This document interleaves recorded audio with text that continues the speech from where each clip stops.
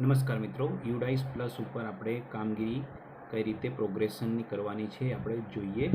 તો તમે યુડાઇસ પ્લસનું લોગિન કરશો તમારા પાસવર્ડથી, તો અહીં આગળ સ્ટુડન્ટ મોડ્યુલ બતાવશે. એમાં ગુજરાત રાજ્ય ક્લિક કરી અને પછી તમારે ગો બટન ઉપર ક્લિક કરી દેવાનું છે.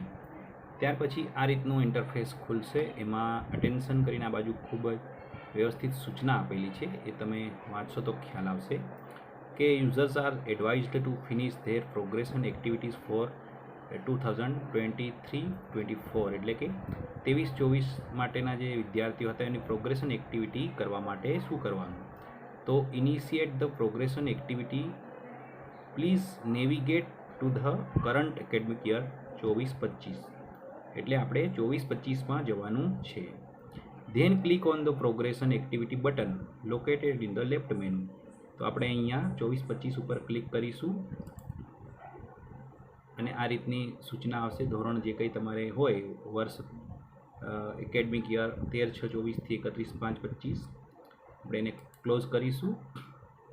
ત્યાર પછી અહીં ડાબી બાજુ આ બધા મેનુ આપેલા છે, એમાં આ પ્રોગ્રેશન એક્ટિવિટી આપેલું છે, ત્યાં આગળ આપણે ક્લિક કરવાનું છે. પણ એની પહેલાં આ લિસ્ટ ઓફ ઓલ સ્ટુડન્ટ્સ છે એના પર ક્લિક કરી અને એક્ટિવ સ્ટુડન્ટ્સ 2023-24 પર તમે ક્લિક કરશો તો તમારા જે એક્ટિવ સ્ટુડન્ટ 23-24માં બધા ખુલશે. અને અહીંયાથી આ જે બતાવી રહ્યા છે એ ડાઉનલોડ એક્સેલ ફાઇલ, ત્યાંથી આપણે એક્સેલ ફાઇલ ડાઉનલોડ કરી લેવાની. એટલે એ એક્સેલ ફાઇલ ડાઉનલોડ થાય તો ત્યાર પછી આપણે એના અંદર જે કંઈ પ્રોસેસ શું કરવી જોઈએ.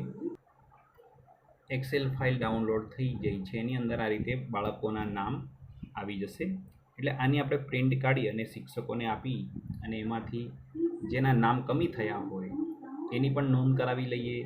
અને એમની સામે આપણે જે કંઈ એન્ટ્રી કરવાની થશે, માર્ક્સ અને એમના હાજર દિવસ, એની પણ એન્ટ્રી કરાવી લઈએ. ત્યાર પછી આપણે આ લઈને બેસીએ તો આપણને ઓનલાઈન કરવામાં વાંધો આવતો નથી. હવે આગળ જોઈએ.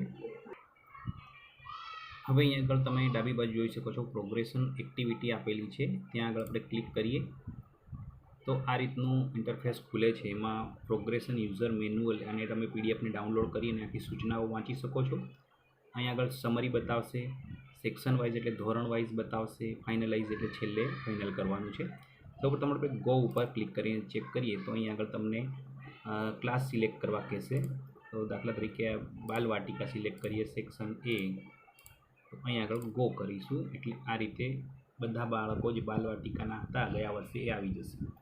હવે એમાં આપણે શું કરવાનું છે, તો એને સિલેક્ટ કરવાનું. પ્રોમોટેડ છે, not promoted, pass without examination, discontinued before examination, જે હોય તે લખવાનું. ટકા કેટલા મેળવ્યા, કેટલા દિવસ હાજર રહ્યા, અને હાલમાં અહીં ભણે છે કે શાળા છોડી દીધી, એ આપણે અહીંયા લખવાનું છે.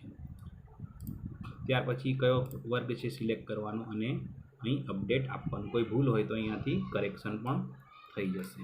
એટલે એ બધું કર્યા બાદ ફાઇનલાઇઝ અંતે આવે છે. તો તમે આ રીતે ધોરણ વાઇઝ કરશો તો સારું રહેશે. અને જે કંઈ સૂચના છે એ આપણે વાંચી લેવાની છે. The class to be promoted value increase by +1 in comparison to the proceeding class if promoted with examination and promoted without examination are selected. એટલે કે હાલ પહેલાંમાં હોય તો બીજું થવું જોઈએ જો પ્રોમોટેડ લખીએ તો. નોટ પાછળ રિપીટર લખીએ તો પછી એ class to be promoted will be same, એટલે કે જો ત્રીજામાં હોય તો ત્રીજું જ, એ પણ આપણે લાગુ પડશે નહીં. After updating and finalizing the data for which class section, user should click on the finalize button. After that should move to the finalize progression page and click on the submit button in order to complete the progression activity. એટલે આ બધી જે સૂચનાઓ છે ધોરણનું finalise કર્યા પછી finalise progression page પર જઈને પણ સબમિટ બટન આપવું પડશે, ત્યારે પ્રોગ્રેશન એક્ટિવિટી ઓકે થશે. એટલે આ રીતે આપણે યુડાઇસ પ્લસ ઉપર પ્રોગ્રેશન એક્ટિવિટી કરવાની છે. અને જે પેલી પ્રિન્ટ કાઢવા મેં કીધી છે એ ઓપ્શનલ છે, તમે ધોરણ વાઇઝ પરિણામ પત્રક લઈને બેસો તો પણ થઈ શકે છે. અને જેનું નામ કમી થયું છે એને અહીંયાથી આપણે માર્ક ભરી અને લેફ્ટ વિથ સ્કૂલ વિધાઉટ કે વિથ ટીસી એ આપણે કરી દેવાનું છે. અને અંતે આ બધું પૂર્ણ થાય પછી અહીંયાથી ફાઇનલાઇઝ પ્રોગ્રેશન પર ક્લિક કરીશું. ત્યાર પછી આપણને એનો જે કંઈ રિપોર્ટ આપણને ડાઉનલોડ કરી શકાશે. એટલે આ રીતે તમે ફાઇનલાઇઝ કરો યુડાઇસ પ્લસ પ્રોગ્રેશન એક્ટિવિટી પૂર્ણ કરો. Thank you very much. અન્ય કોઈ પ્રશ્ન હોય તો આપણે કમેન્ટમાં મૂકીશું.